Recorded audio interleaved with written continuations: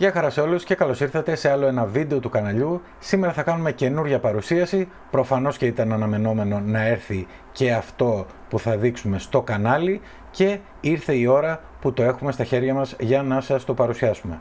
DJI Action 5 Pro. Είναι εδώ, είναι στο κανάλι και σε αυτό το σημείο θα ήθελα να ευχαριστήσω πολύ το dronehouse.gr που μας παραχώρησε την DJI Action 5 Pro για να τη δοκιμάσουμε στο κανάλι. Πάμε όμως τώρα να παρουσιάσουμε την DJI Action 5 Pro. Καταρχάς να πω ότι όταν την πιάνεις την κάμερα απευθείας νιώθεις ότι υπάρχει μια ποιότητα κατασκευής, δηλαδή έχει ένα βάρος. Αυτό είναι και καλό και κακό. Φαίνεται ότι είναι πολύ καλά κατασκευασμένη και πολύ καλά προσεγμένη γενικότερα στο design. Ο σχεδιασμός της είναι στάνταρ. Έχουμε δύο οθόνες OLED μπρος και πίσω, οι οποίες είναι πολύ φωτεινές και θα το δείτε και σε βίντεο που θα κάνουμε μετέπειτα. Ο φακός αυτής της κάμερας, και είναι αυτό που κάνει τη μεγάλη διαφορά θεωρώ σε αυτή την κάμερα, πέρα από τις καινούργιες τεχνολογίες που έχει μέσα, που έχει βάλει DJI, είναι 1/1,3 ίντσες. Αυτό σημαίνει ότι μπορούμε να πάρουμε πάρα πολύ καλά νυχτερινά πλάνα ή πλάνα χαμηλού φωτισμού. Και πάλι σε αυτό το σημείο θα σας πω ότι θα δείξουμε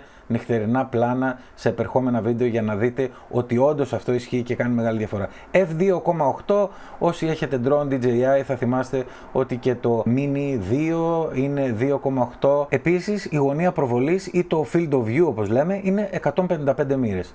Πάρα πολύ καλός φακός. Θεωρώ ότι αυτή η κάμερα έχει αυτή τη στιγμή τον καλύτερο φακό σε action cam που κυκλοφορεί στην αγορά. Πάμε να δούμε και τα υπόλοιπα. Θα σας πάω πρώτα από αυτή την πλευρά. Εδώ πέρα είναι το κουμπάκι που ανοίγει. Τώρα κάνουμε μια απλή περιγραφή της κάμερας. Δεν κάνουμε ούτε tutorial ούτε τίποτα. Απλά σας παρουσιάζω ουσιαστικά την κάμερα για να δείτε πώς είναι. Από εδώ λοιπόν έχει το power on button που αν το πατήσουμε η κάμερα θα ανοίξει και κατευθείαν ξεκινάει, και αν το πατήσουμε και το κρατήσουμε θα κλείσει.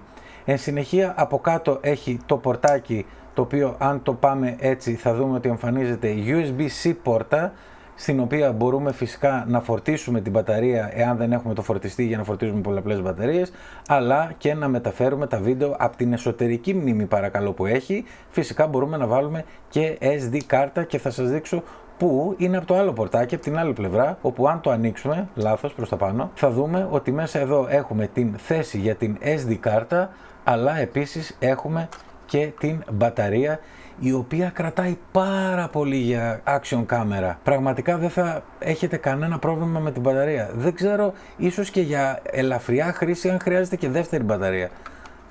Τοποθετείτε έτσι, κλείνει το καπάκι έτσι και είναι και αδιάβροχο. Επίσης να σας πω ότι την έβαλα να τη φορτίσω και φορτίζει πάρα πολύ γρήγορα. Έχω εμπειρία από GoPro, το ξέρετε. Η συγκεκριμένη μπαταρία φόρτισε, παιδιά, δεν ξέρω αν ήταν 20 λεπτό ή μισάωρο, και ήταν στο 10% και πήγε στο 100% σε πάρα πολύ μικρό χρόνο. Αυτό λοιπόν ήταν ένα γρήγορο βίντεο για την Action 5 Pro που προσγειώθηκε στο κανάλι. Παρουσιάσαμε τα βασικά στοιχεία της. Να μείνετε συντονισμένοι για να δείτε και τις δοκιμές που θα κάνουμε και τα συγκριτικά, και νομίζω τα συγκριτικά θα είναι αυτά που θα σας πείσουν ή δεν θα σας πείσουν, ανάλογα για το αν θα προτιμήσετε αυτή την κάμερα ή κάποιον άλλον ανταγωνιστή κατασκευαστή. Σας ευχαριστώ πολύ που ήσασταν για άλλο ένα βίντεο κοντά στο κανάλι. Like, subscribe, τα σχόλια σας από κάτω και τα λέμε στο επόμενο. Γεια χαρά!